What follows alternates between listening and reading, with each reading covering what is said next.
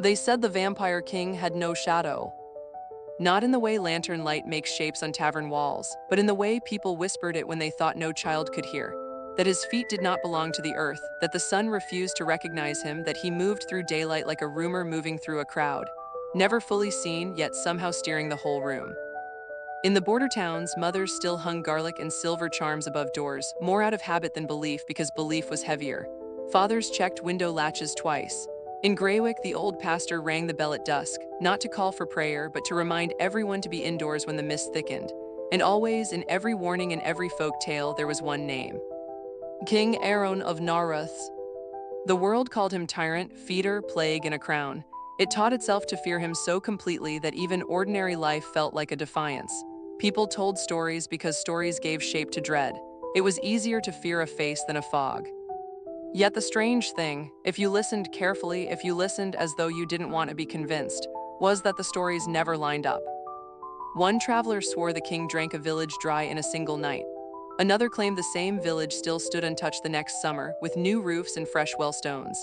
A merchant insisted the king's wolves tore apart a caravan on the western road, but the merchant's own brother returned a week later, shaken but alive, with every crate intact, and a note pressed into his palm that read in neat handwriting: "Take the southern bridge next time. The northern stones are weak." Fear is not only loud, fear is also forgetful.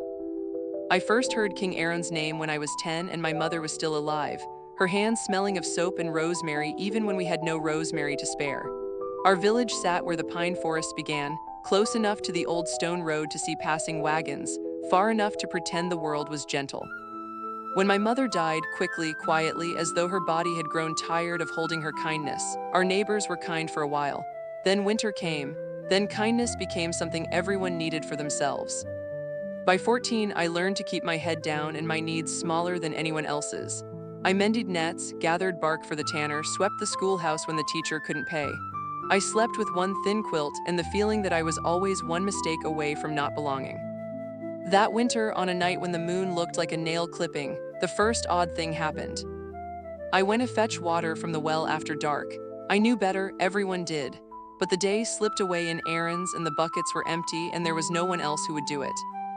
The air was sharp enough to cut. Frost made the stones slick. As I leaned over the well's edge and lowered the pail, I heard something behind me, soft, not a footstep exactly, but the hush of someone choosing not to be heard. I turned, breath caught, and at first saw nothing. Then, at the edge of the lantern light, a shape resolved, a black horse perfectly still. On its saddle hung a cloak, dark and heavy, the kind the stories insisted the king wore. No rider. The horse's eyes reflected the lantern in a calm, intelligent way that made my skin prickle. I should have run, my legs refused. The horse lowered its head, almost like a greeting, then stepped aside, making room, making a path toward the road. The message felt simple and unmistakable. "Go inside." My mouth went dry. "Whose horse are you?" I whispered, because fear makes you ask foolish questions. The horse didn't answer. It only held its place, patient as stone. I took my water and backed away toward the village lights. When I reached the first door, I looked back. The horse was gone. The road lay empty. Frost shone under moonlight as if nothing had moved. The next morning, the pastor announced wolves had been seen near the wells at midnight, bold from hunger. He urged caution and prayer. People nodded and added another charm to their doorways. No one mentioned a horse. I didn't mention it either. There are truths that make you lonely if you speak them. In spring, the old stone bridge over the river cracked under the weight of thaw and careless carts. It was the fastest way to the market town. Without it, the detour added a full day's travel, less trade, less salt, less flour. Our council argued about who should pay for repairs. The nearby lord said it wasn't his responsibility. The council said it was. The river flowed indifferent. Then, 3 nights later, the bridge was repaired. Not patched with rough timber, but rebuilt cleanly with fitted stones and a railing carved with small leaf patterns, work too fine for our village hands. The mortar was still pale, as if mixed that very night. People stood at the riverbank, mouths open. Someone said, "Must be the Lord's men." Another said, "No, the Lord would never." Then came the whispered conclusion, passed like a chill down a spine. "It was him, King Aaron." It wasn't said with gratitude. It was said the way someone says a storm chose to pass north instead of south, relief mixed with unease. Why would a vampire king mend a bridge? They decided it must be a trick. They avoided the bridge for a week until hunger overcame superstition.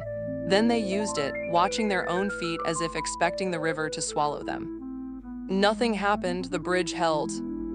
That summer, illness took the children in Greywick. Not the dramatic kind that becomes legend, just a relentless fever that steals appetite and breath. Mothers stayed awake through nights, sponging foreheads with cool water and whispering prayers until their voices went hoarse. The pastor sent for a physician, but storms delayed him. The coughs worsened. On the third night, a stranger came just before dawn. No one saw him enter. They only saw him leaving, a tall figure in a dark cloak walking toward the forest with a slow, thoughtful gait as if morning light did not hurry him. Behind him, the pastor stood in the church doorway, hands trembling around a small bottle of pale medicine. The children recovered. When the physician arrived, baffled, he asked what remedy had been given. The pastor said nothing at first. Then, in a whisper that traveled through the village, he admitted a man had come in the night and left medicine on the altar. He didn't ask for payment, the pastor said. He didn't ask for thanks, he only told me how many drops to give. And who was he? Someone asked. The pastor's voice turned even smaller. I did not ask his name, he said, but I saw his eyes. After that, the village fear grew stranger, threaded with confusion. People locked their doors at night, yes, but they also began leaving small offerings at the forest edge: honey, bread, dried herbs. They called them bribes, precautions, appeasements.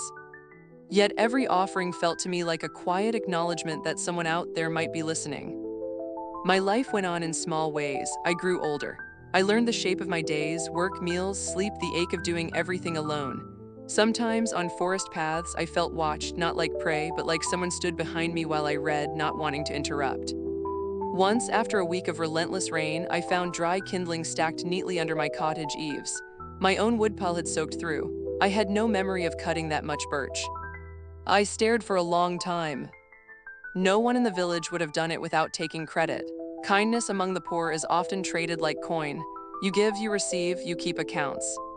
This was different, kindness that didn't want to be seen. I began to change the way I listened. I noticed what people didn't say. Travelers who cursed the Vampire King still crossed the repaired bridge without complaint. Wolves never came near the village anymore, though hunger should have driven them. The forest itself seemed to hold an order. Fallen branches moved from paths, snares quietly cut, lost children found before a search even formed. And always at the edge of it, that name, Aaron of Nareth, like a shadow behind a curtain. I might have lived with questions forever, if not for the night the river rose. It began with 3 days of heavy rain. The sky hung low and swollen. The river, fed by mountain runoff, became a churning, furious thing. We watched from the bank, hands clasped, hoping it would calm. It didn't. On the fourth evening, the water broke its bounds.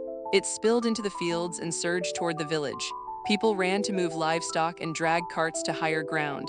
The council shouted orders no one could hear over the roar. My cottage sat on the low edge of Greywick.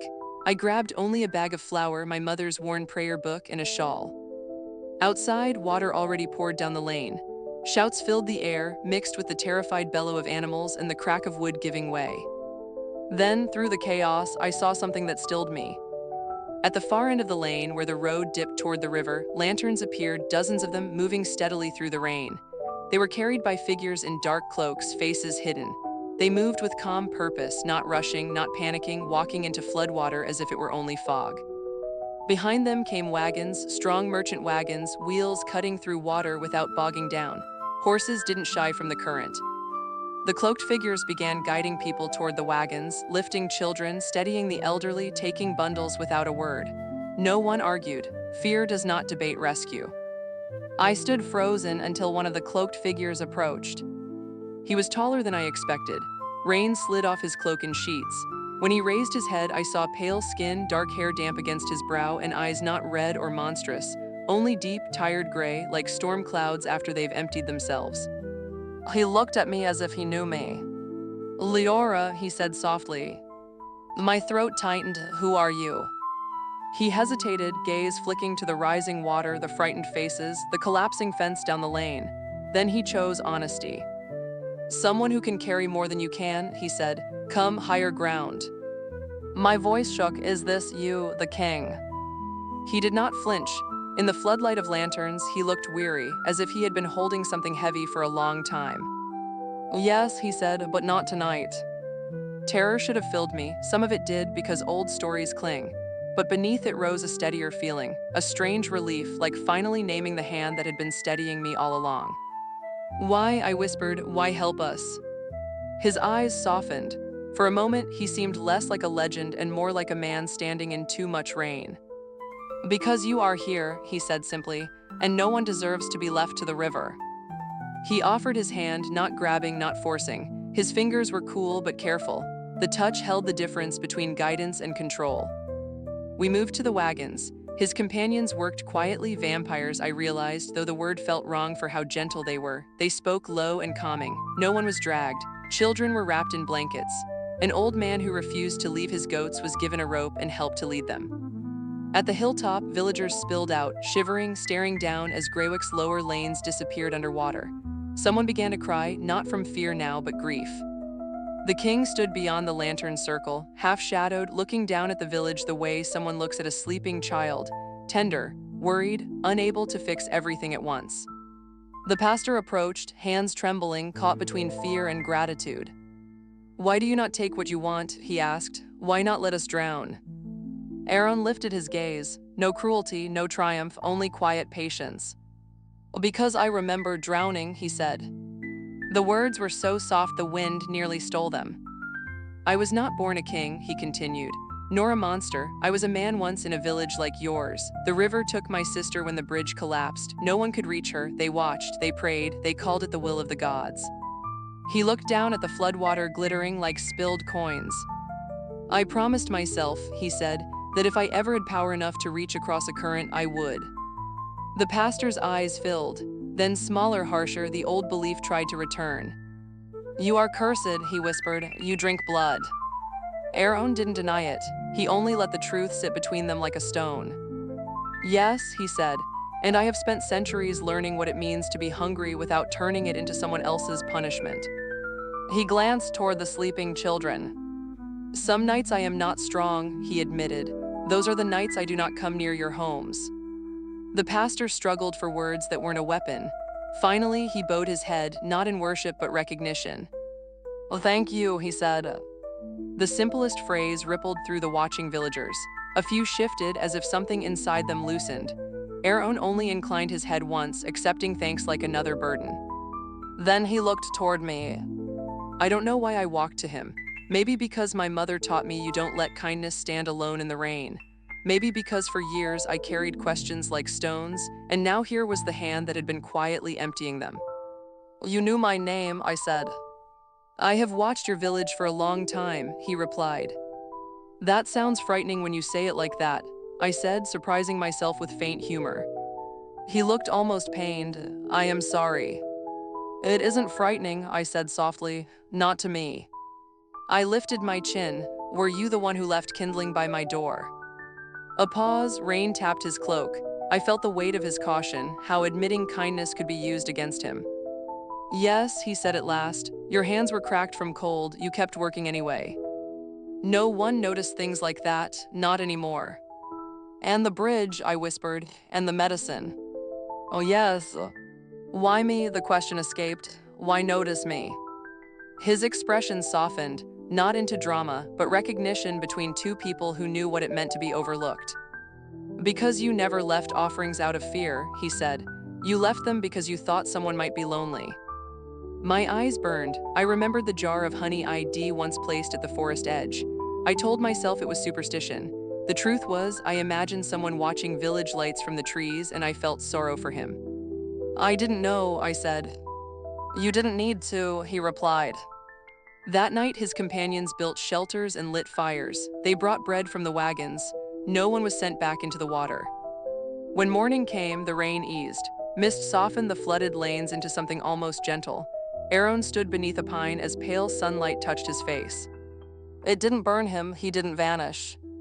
He was simply there, tired eyes, damp hair drying, hands folded as if he didn't know where to put them. Some villagers looked unsettled by the lack of horror. It is hard to hate what looks like a person. A young man named Bram stepped forward, one of the loudest once with his fear. My father said you would come for payment, Bram said tightly. Aaron's gaze stayed steady. Your father is not wrong, he said. I do take payment sometimes. Bram flinched. But never from those who cannot afford it, Aaron finished.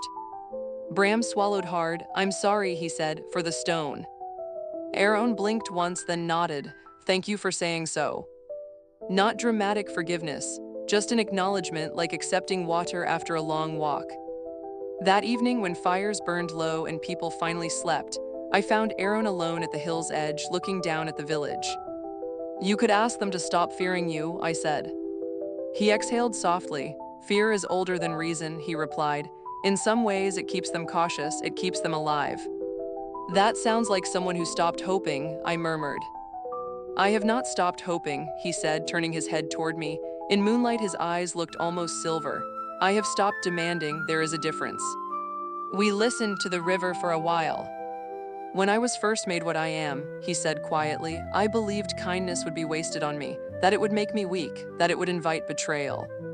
Then now, I asked, now I believe kindness is the only thing that makes power bearable, he said. If I must live forever, I cannot live forever as a wound.